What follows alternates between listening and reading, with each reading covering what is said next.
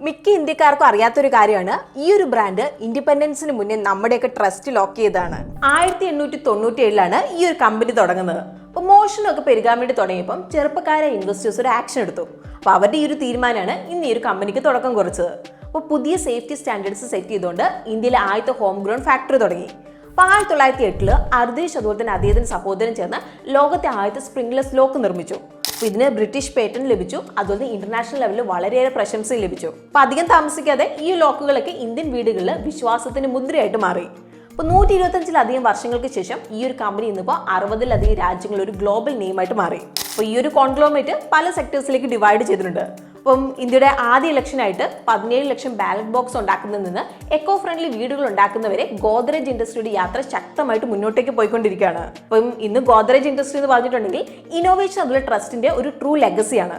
പിന്നെ ഏകദേശം 2,52,617 കോടിയോളമാണ് കമ്പനിയുടെ വാല്യൂ വരുന്നത്. അപ്പം ഈ ഒരു ബ്രാൻഡ് ലൈഫിൽ ഒരിക്കലെങ്കിലും ഉപയോഗിച്ചിട്ടുള്ളവരായിരിക്കും നിങ്ങൾ. അങ്ങനെയെങ്കിൽ നിങ്ങൾക്ക് താഴെ എസ് എന്ന് കമന്റ് ചെയ്യാം.